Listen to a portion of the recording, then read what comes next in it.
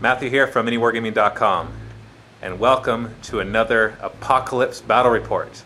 Now before I go any further, I'm going to be extra careful. I will not lose any footage from this one. So I apologize for the last one. I know it was a big letdown, but it's not going to happen again. I've taken precautions. I'm going to double check, triple check, quadruple check everything. So let's just hope I don't lose anything this time. Anyway, we have Greg here all the way from Winnipeg, Manitoba. And that's pretty far away if you don't know Canada geography. And we are going to play a 3,000 point Apocalypse game of Salamander Space Marines against Tyranids.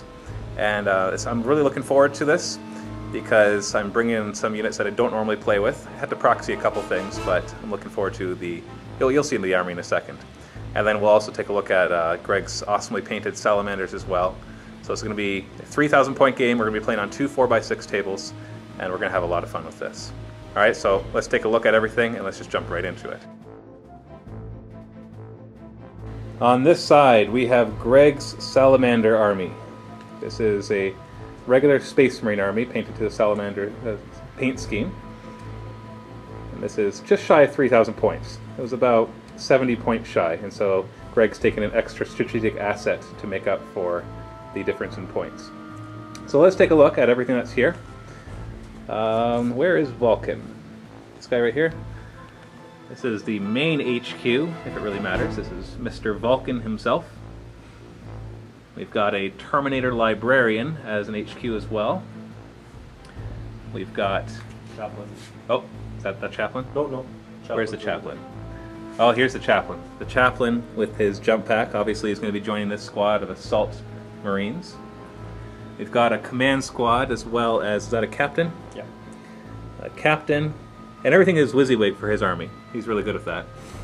I just kind of make stuff up, but his is pretty much what you see is what you get. So whatever army or whatever equipment you see them have, that's pretty much what they have. This is the command squad with the captain. The troops, we've got 3 groups of tactical marines. Like I said, it's just what you see is what you get. We've got multi-meltas and plasma guns and all sorts of fun stuff in these guys. 2 of them are going to be embarking in rhinos. Here's the other one right here. We've got a squad of assault terminators, 4 of them with the Thunderhammer and Storm Shields, and then the sergeant with his lightning claws. So crazy close combat. They're mounting up in this Land Raider Redeemer. Right? Mm-hmm. It's a Redeemer. All right. With a rhinoceros head mounted on the front for extra ramming capabilities. We've got a Devastator squad, lots of plasma cannons. Got 2 ironclad dreadnoughts, and they're being mounted in these drop pods, which are the Lucius pattern. Yeah.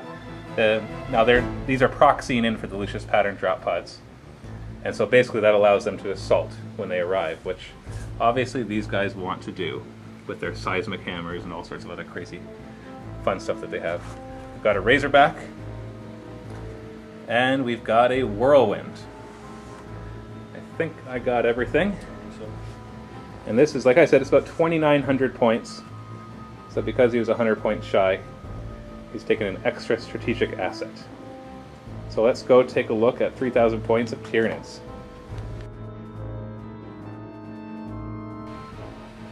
And this is my 3,000 point swarm of Tyranids. I decided to do something a lot different than what I normally do in my Apocalypse games. Not that I play a lot of Apocalypse games, but still. Everything is in a formation. This formation right here, consisting of this small group of warriors, 3 groups of 20 termagants, just with flush bores, even if they look like they have devours, and a group of 20 gargoyles. This is a Kraken tendril swarm. They have the strategic redeployment asset that they can use once in the game, but the exception there is that they can move within 3 inches, or they have to be within outside of 3 inches of an enemy rather than the 12 inches that normally strategic redeployment does. You'll see that happening probably. Here we have a winged assault swarm, or whatever it's called. It's winged swarm, whatever. Anyway, it is led by a winged hive tyrant. We've got 2 groups of 15 gargoyles. I had to do a bit of proxying because I don't have winged ripper swarms, but these basically will count as winged ripper swarms. And these will count as winged warriors. They all have scything talons and rending claws, thankfully magnetized by Joe. Then we have the Subterranean Assault Swarm, and that is a Trigon Prime, accompanied by 2 groups of 3 Raveners. They get to deep strike together, and when they arrive, everybody nearby has to take pinning tests, and the Raveners get to assault the turn they deep strike in.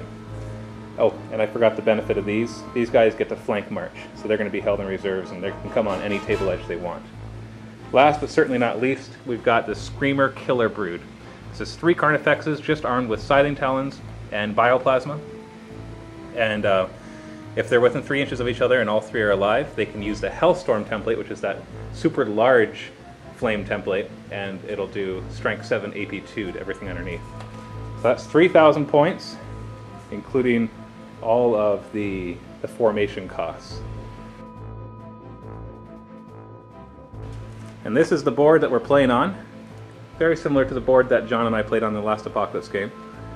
It's a little big for the 3,000 points we're doing, but one board would have been too small, and we don't really have any 8x4 boards. That would be the perfect size. So we'll just have to work with this. It means things are a little more spread out. We've already placed the objectives. You can see 1, 2, 3, 4, 5, and then 6. As for the rules, the water doesn't count as anything. The craters are difficult terrain and give 5+ cover saves. The bastions are impassable. The trees are not area terrain, but if you fire through them, it gives the regular 4+ save. And then everything else is just as it would seem. We've already decided that Space Marines will take this side, because these guys are right here. And that the Tyranids will take the other side, because my Tyranids are right there. Just to speed up the game. Tried to make sure that the terrain was nice and even. Doesn't matter because there's going to be lots of flying and deep striking and flank marching and all that kind of fun stuff. And already one of the strategic assets that's been revealed by Greg is that the Librarian Terminator has a Vortex Grenade. He still has one more strategic asset. I do not know what it is, and he does not know what mine is yet either. Because you do not have to tell your opponent until you reveal it. And it tells you in the rulebook when you have to reveal it.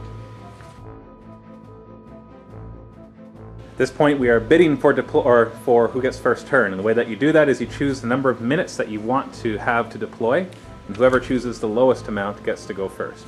Here is what I bid. Nice and clear.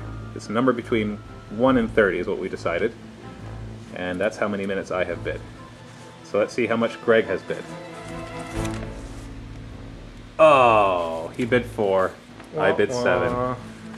It's not really a surprise, because I don't see how Tyranids would ever be able to go first, unless the opponent wants them to.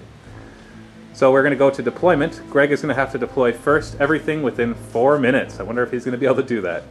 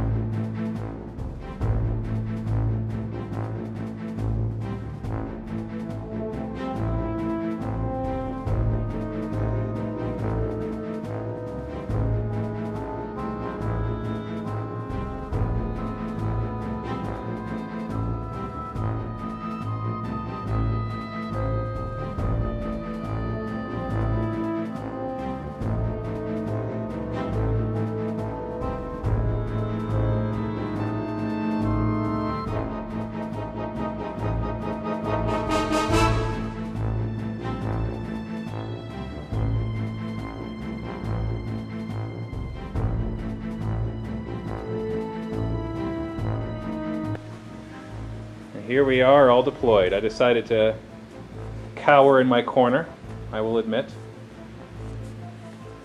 So this is what I mean, the table's a little too big, but it really wouldn't have been fair if I only used one table because I've got flank march on some of my guys, and some of my guys are really fast, and so I would just be right on them in the first turn, and that would not make for a fun game. So this is going to be a lot of maneuvering for both sides. And he's all over here, Devastator Squad, Tactical Marines, Razorback Command Squad, Whirlwind, another Tactical Squad in this Rhino, Assault Terminators, and this guy on the road. The road does count as a road, so he can move an extra 6 inches. So he could move 18 inches and still fire one weapon with the Machine Spirit. So there we are. First turn is going to the Space Marines. Let the bloodbath begin.